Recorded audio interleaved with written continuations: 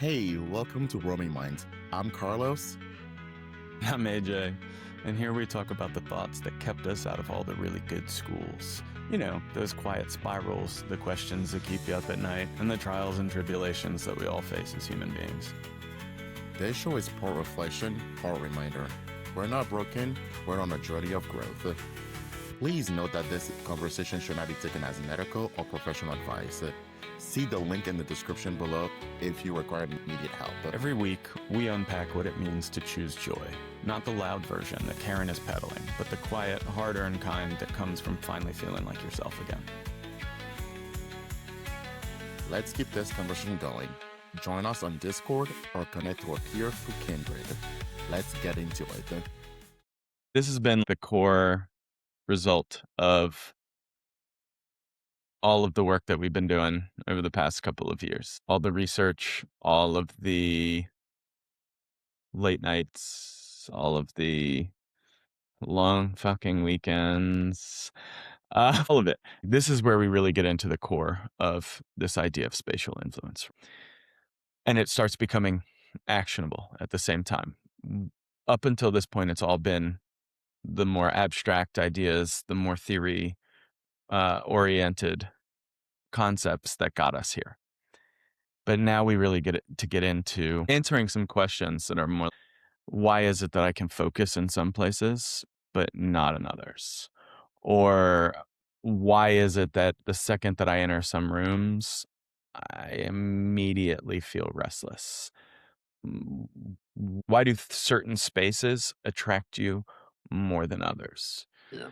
Or push you away more than others? To me, that's super exciting because this is where it becomes real. I can give you examples from my life and I can go over whatever, but today is where it really begins to be a lot more concrete. Okay. And so the idea that we are trying to convey is that your spaces play a role in shaping your behavior, which means that they have a way of influencing you, which is why hence the term spatial influence. So our spaces hold influence over us. Think about the behaviors that you have when you are sitting at a desk that you work at, when you are in a place where you are productive, whatever that is. That can be a desk, that can be, it can be a coffee shop, a library, any of those things. The list goes on and on. How do those, let me rephrase that. What kind of behaviors get reinforced in those settings? Do they differ from when you're on the couch in the living room? Do they differ from the time that you spend on your phone? We've hinted at a lot of this stuff throughout this whole season. Yeah. Because our behavior should look differently in each of those settings. And I'm not talking about personality, I'm talking about behavior. When I go and I sit down at my desk, I know that there's a couple of things that I'm going to be doing. I'm either going to be pulling out a musical instrument and playing some music, or recording and playing around with it, or I'm going to be reflecting or executing something to do along with said company. Those are really the only behaviors that I have when I go to sit down at my desk. That's very different from when I go and I sit in the fucking chair that I like to sit in the living room. Do I get work done sometimes? Yeah, certainly. Do I read? Yeah. Do I go ahead and, what am I thinking? Not read. Use Social media technology. Yeah, that's actually exactly what I was going to say. Yeah, of course. Those are all different things. And then how I behave in those settings gets reinforced in those settings. I will tell you that there are certain parts of my house that I cannot do work in. Mm-hmm. It's just not possible. The space is weird. I don't like it. It's strictly for social aspects. It's strictly for watching TV. But even at that, it's interesting because dependent upon how the room is set up, Mm-hmm. I am not as likely to engage in that space as I am. So, maybe it was 2 summers ago. My family was at the beach and I was home by myself. I forget. I think I had to work or something. I had something that I had to do, which is why I was here. And I shifted the couches to make them more movie theater style. And I set up PlayStation, was playing some games, and I had a lot of fun. I was like, dude, this makes me want to be down here. This arrangement specifically makes me want to come down here and do this. I advocated for changing it permanently, and everybody was like, no, it looks terrible. I don't like it. And I'm going to tell you, I don't like going down into that room anymore. I just don't. If it's not in that specific layout, it's not all right because it doesn't promote that relaxation. I know we're talking about behaviors, but this is a part of what behaviors emerge because our behaviors are an emergent property. It's not something that is predestined. It comes from context, situation, the structural aspects that are happening, the social elements that are going on within that area, and then our behavior emerges as such. Everything that is laid out within that room either adds to promoting those behaviors. Let me rephrase that. Adds to promoting some sort of behavior. What that behavior is, uh, that's different for each and every single person, correct? No, Uh, I think there's I don't know, you probably heard the phenomena of like if you're actually trying to study, don't always study in one place because what happens is you certain you may not even be aware of certain behaviors. Maybe when you're sitting at a desk, you're like, I'll do 30 minutes and then I'll do 15 minutes of, like, I don't know, social media or watching a movie or whatever other activity as a break. But then what you do not realize over time is you actually end up doing more break while you're sitting at your desk trying to study and do all these different things. And then mhm. at the end of the day, you go, oh, I didn't get a lot done today, but like, I was on my desk all day. I was doing all this all day. So there is a phenomenon that if you're trying to study for a test, you do 2 hours in one place. Once you begin to feel tired, you change the scenery because now Okay. you are able to set a new set of pattern for that space that you can associate it with trying to drive you to do the work. Versus if you go to the same place, yes, the first 15 minutes will be studying, then it will be all the other subsequent traits that you've associated with that place, whether it's texting somebody, listening to music, or doing some sort of other behavior. Right. What it sounds like you're kind of describing is moving from that automatic behavior that we have. And when we get tired, when we exhaust our cognitive resources in that moment, we have a default standard that we go to. And we talked about that over the past couple of weeks. Typically, it's some sort of doom scrolling, some sort of bed rotting when those cognitive resources get removed. If that's the case, then I have to go and force it's like forcing a jump start. When your car runs out of battery, you stick the fucking cables on, you jump start that shit, comes back on. Your cognitive resources, there's still charge in there. They're just not diverting to higher brain level, your frontal cortex, because it already knows what's happening. The patterns are beginning to shape, so predictability is creeping into the scene. And when that predictability comes in, we have to go ahead and jumpstart those mechanisms in order to um, have it happen. It may not be, again, it may not be that our cognitive resources are depleted. Our cognitive resources are depleted typically when we're looking at a lot of bed rot and things like that. But if we can force our attention to go and focus on something new to get out of that predictive mindset, that's what it sounds like you're describing. Do you know Yes. what I mean? Yeah. Yeah. And so the interesting thing is that there could be something that triggers you in that environment after your cognitive resources deplete that says, hey man, I should go on social media today because when I see this arrangement of items in that specific way, and I might not be looking at those items. I don't have to be looking at them. I can just be sitting there and see them off to the right or, intake them. And Mhm. because of that predictability, the brain's going to be, hey man, let's go hop on some social media instead of doing something a little bit different. And so, yes, you're 100% correct.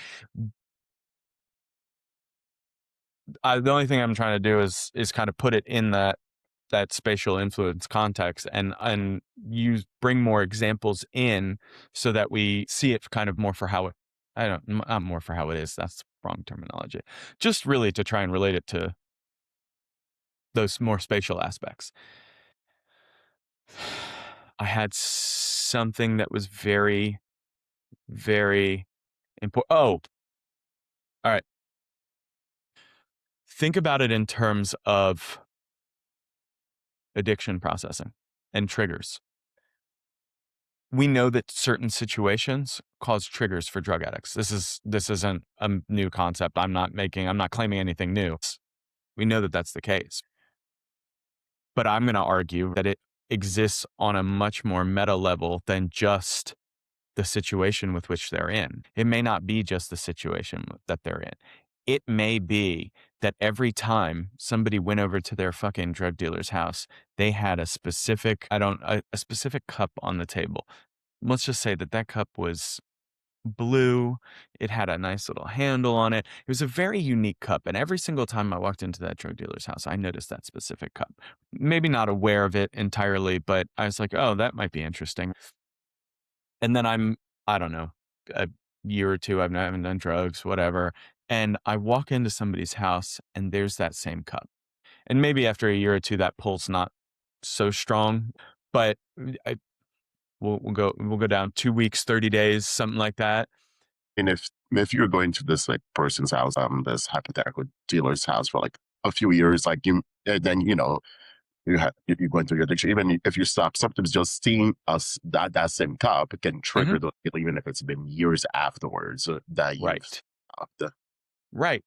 But that's not a you problem. You didn't do anything about that. You didn't do anything to cause that. The only thing that you did was walk into a space that had a fucking cup that looked exactly the same, which caused that uh, neuron to fire, that caused another chain of events, which led to you having that major, not, I don't want to say meltdown, but caused you to go out and go and find narcotics again. As I was gonna say, is it necessary like if you are triggered by said thing, is it really the triggers responsibility? Because the thing, there's always going to be triggers out there in the world. Like there cannot not be any like blue cups or any similar blue cups. So I think maybe we're just for the sake of time, maybe we're just glancing over this, and it's mi- understood. But again, because we talked about the personalization, where is the personal responsibility to? I don't want it to sound like you see the trigger and then you act. I don't want to see. I don't want it for that to be the association that's being made. If that makes sense. Yeah, no, no, no. I understand. I don't. It's not. So first of all, in the example even that you gave, there's some formula that equates to time and intensity. There's the intensity of the stimulus. There's the time that we have to look at. How long has it been? It's not a matter of, oh, I see that trigger and I go and I act, right? It's a matter of, oh, I see that trigger. That neuron fires. That begins a chain of events that makes me think along a certain line, which then goes ahead in turn and produces that action later. There's a lot of steps that happen in between there. But again, just starting that reaction, once it passes the threshold, right? That neuron fires. That sends a signal to this neuron, which sends a signal to this one, which sends a signal to this one. This one goes, releases a whole bunch of different chemicals. This one starts firing off chemicals. These trigger thought patterns, correct? This is the basic functionality of how our brain starts communicating. Once that happens, those lines of thought are not going to be reversed until we interject our something else in there. This is why one of the first things that we do with drug addicts is we get them out of the fucking environment with which they're in. That's, again, not maybe, not possibilities. This is the first idea that people will always tell you is get them out of that environment, because those environments trigger thought processes. After a certain amount of time, do those thought processes still occur? No, because again, that you might see that stimulus, but it's not going to pass that threshold. It's just going to come down and it's going to fade away. That neuron's not going to fire. You're going to have new thought processes that determine overall. Does this make more sense? Yeah. Okay. But this is why the space is so important with which we are in, because those spaces continually exert influence on us. They continually determine which neurons are firing and in which patterns. It's not, we don't control that. Even if I'm talking to you, in no way, shape, or form am I controlling the individual neurons that are firing. I can't do that, correct? I mean, if I'm Yeah. wrong. Okay. No. So what does that? Well, what's around us? Everything. The paint on the walls, the computer sitting in front of me, you on the other side of the screen. Ideally, my focus is on you, but let's also call it what it is. I'm constantly intaking all the world around me. Those are causing different neurons to fire. Those are causing different mental thought patterns that begin to emerge from the space that we are in. And here's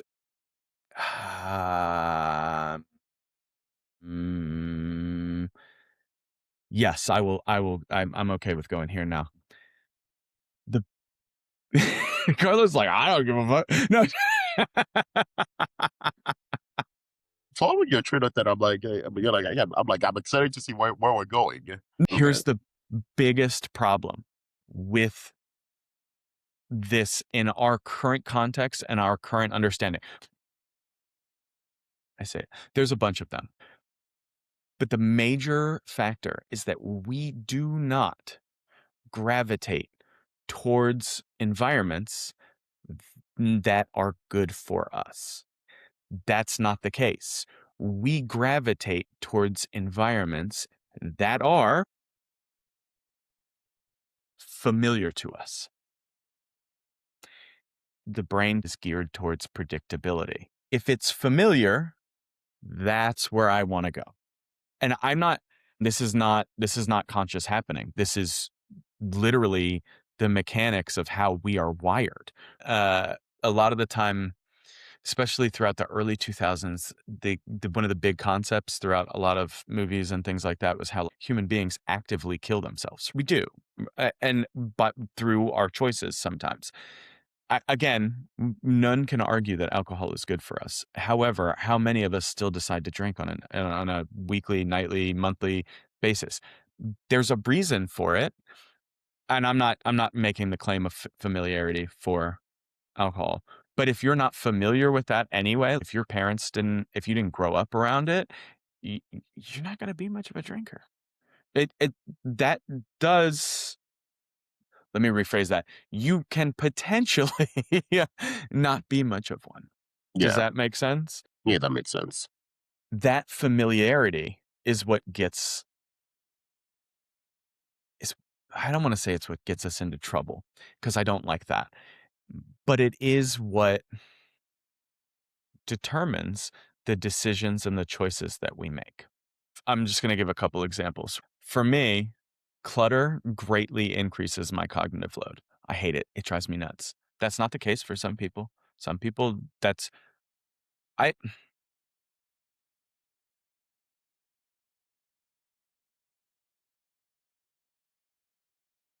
gonna push back on myself and say I lied. Clutter increases cognitive load by any. If it doesn't, then everything that I'm telling you right now is complete and utter horseshit. Because we intake that information no matter what. It's just a matter of whether or not we focus enough to pay attention on it. How familiar are we with it? Haha, boo, see? I'm not above contradicting myself. No. Lighting. Harsher lighting can increase my alertness because it's going to send my brain into a little bit more of a panic state, and it's going to release a little bit more cortisol. These are normal reactions towards environmental conditions. If I see something, I am more inclined to go ahead and partake in it. If somebody sticks a bag of cocaine on my desk, I'm more tempted to be able to do it. Now, at this point in time, would I? No, probably not. But that doesn't mean if I was younger and I'd try walking away from everything and somebody slapped that on and be like, well, maybe just one or two. Why not? Increasing the visibility of something increases the likelihood that it is going to happen. This is modern day marketing, right? Modern day branding. The more I see it, the more likely it is when I go to buy it. That's where I'm going to. These are the things that we have been talking about all season. Our emotional climate affects our regulation, right? We discussed that ad nauseum in episode 6. Our regulation then goes ahead and affects our decisions. We talked about this explicitly in episode 7. Then we discussed how those decisions consume energy. Episode 8, space plays a role in influencing all 3 of them. And beyond. I mean, we're solely focusing on decisions currently at the moment, but our space affects each and every aspect of what goes on. So at this point, if you're anything like me, you're probably thinking, well, why don't we pay more attention to space then? Well, some people do, especially Eastern traditions, more so than Western. We want something that looks like what everybody else has in the West. That's what we try to set up. McMansions. You look at most houses in any neighborhood, they're standardized. They're pretty much set up exactly the same. Yeah, some people are going to go ahead and personalize them and do whatever. Most are not. Most don't want to look any different from anyone else. The East, it's not the same. They're like spaces carry energy. These things have been around for a long time. So why do we ignore it? Well, partially because at the moment, we really don't have a unified theory. All kinds of different domains have different words for it. We have different ways of thinking about it, but we haven't taken it all and said, boom, let's collapse this under one umbrella. What we are talking about is not anything new. The research has been done over the past however many fucking years. We're just talking about how it all comes together under one umbrella. That's it. I didn't, like I said, these are not new fucking concepts. It's just a new term for said concepts. However, in coming back to why we kind of ignore it, we place such a huge emphasis on our internal thoughts that what room is left over for the outside world? Not much. Right? Psychology solely looks at how we are feeling and what mental models we have. CBT looks at reframing our mental models, reframing our cognitive thought processes, none of which are inaccurate and none of which are incorrect, but they're missing that piece. How is it that I am going to update the cognitive structure of my life while still existing in environments that promote those same mental models. Yeah. It is not to say that it can't be done. It just takes time.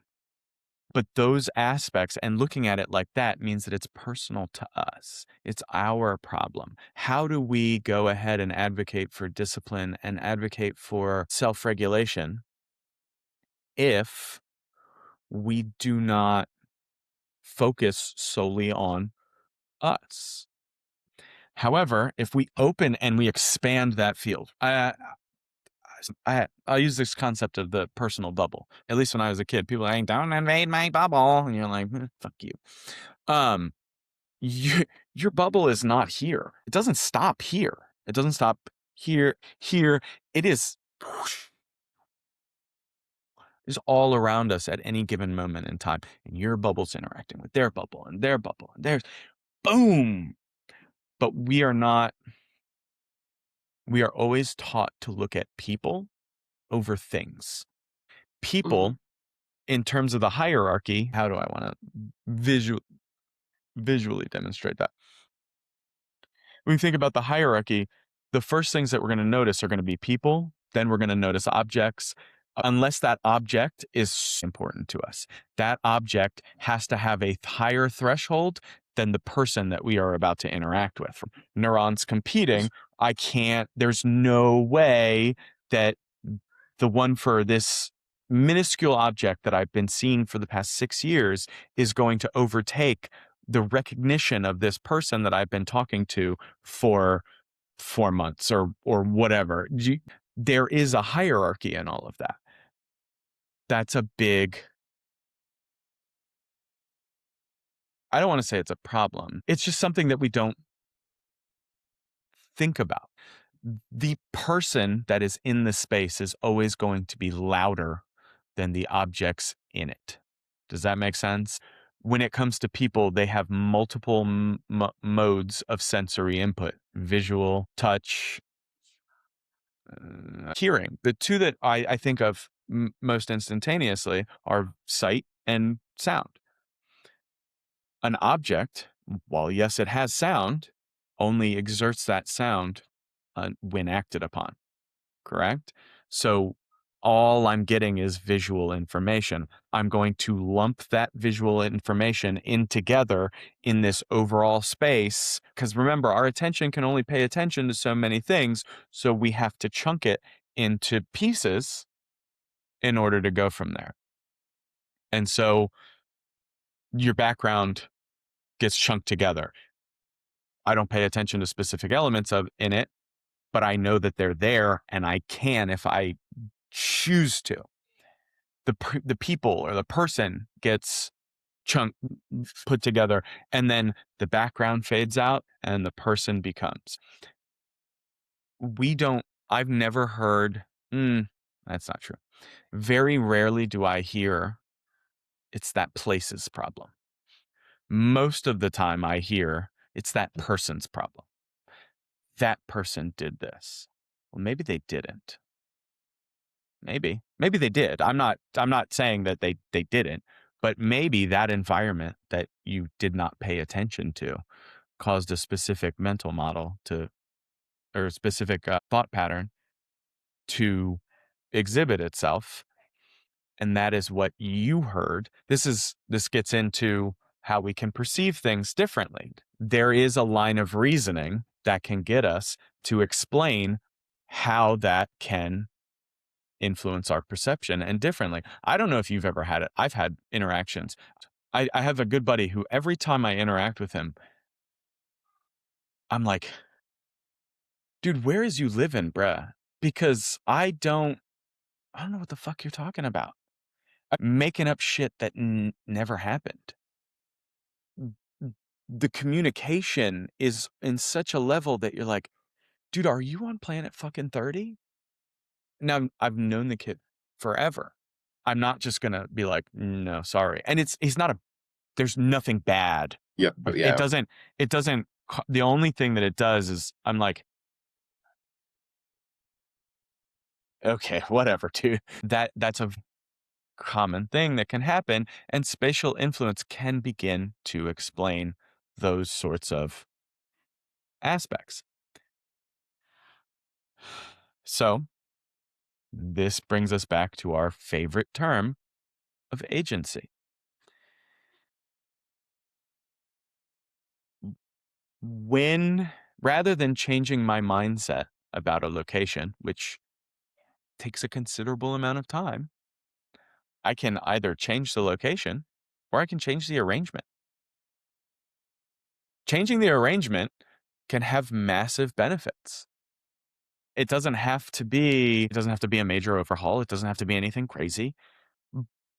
But even just changing two things about an environment with which you are particularly familiar with can make it seem unfamiliar. Going back to what you were talking about, forcing higher level thinking, forcing that frontal cortex to go ahead and engage, and developing new I don't want to say new thought patterns. There we go. I was, is it possible instead of having to physically change the environment itself, you change the pattern? Like, do you believe, yeah, there we go, that people are able to make mental adjustments so they don't have to change the environment? The environment can stay the same, but have Yeah. that. Okay. Well, and that was kind of what I was talking about earlier.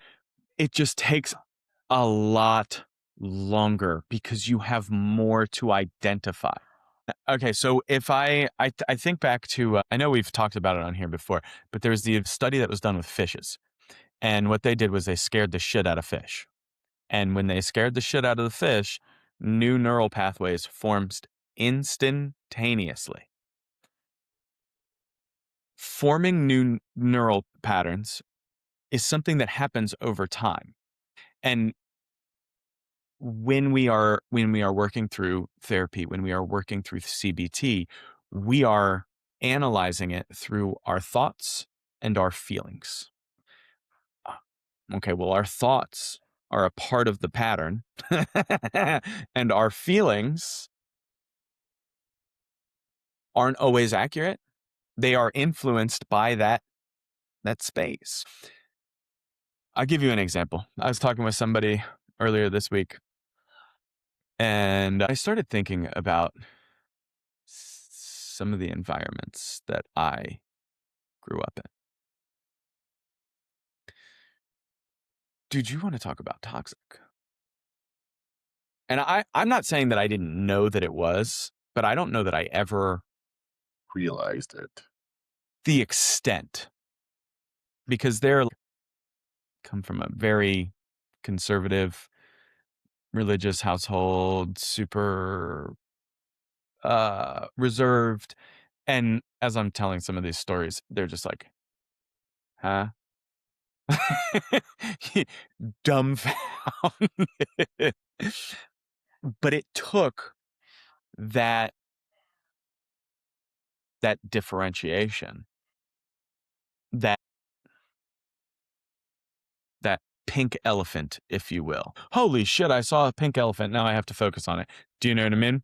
Yeah. In order to see that, rearranging space is like giving yourself a pink elephant.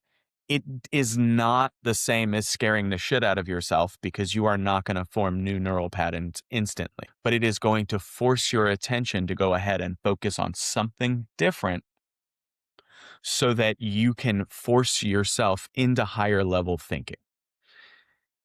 That is important in the formation of new neural pathways, right? Again, things like CBT, things like psychotherapy can become automatic processes. I go at the same time every single week. I go at the same time every week. I talk about the same thing every week. This is not uncommon. Yeah. Again, forcing that sharp, dramatic increase, and it doesn't have to be super sharp. It doesn't.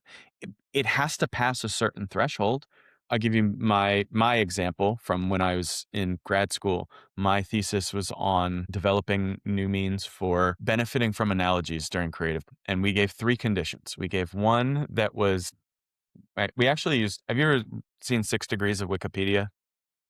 Do you know what that is? Like 6 degrees of separation. You start with one person. Yes. Mm-hmm. So somebody created a website called 6 Degrees of Wikipedia, and you put in one topic that you know, or one topic and another, and you see how they connect, right? So I took that, and I gave everybody a survey. They told me domains that they were familiar with, right? And then we had a target analogy. And I inputted the target analogy and the domains with which they were with, and created a map of analogies that had 3 different possible pathways to get to the analogy.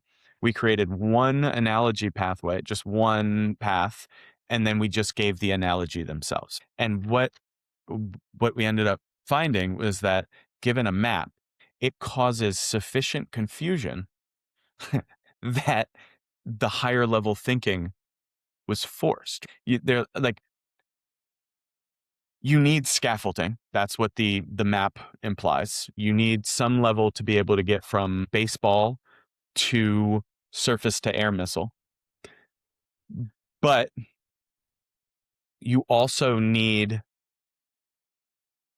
to get out of that rhythmic way of thinking that you constantly do, because you're like, oh, well, I know about baseball and I know about missiles. So there's nothing, I don't care about any of this stuff in between. But when you see multiple, you get overloaded enough to start. And this was noted in almost every single participant that we did. The ones, when they got to the map condition, they're like, what in the fuck does this have to do with this? And right before, when they started asking that question, the moment that they started asking that question was when we began to see the shift towards them using the analogy in the answer that they had. So again, causing that sharp, drastic increase, maybe not sharp, I keep using that word, I don't like it, but causing that difference to be able to force your way into higher order thinking. Does that make sense? Yeah. I always love a chance to get to talk about my own research. And agency is not, it's not about just looking at a space and saying, okay, well, this is up to me. It's up to me to know about this. That's kind of what we have been talking about. But now it becomes something different. You are responsible for the spaces with which you are in.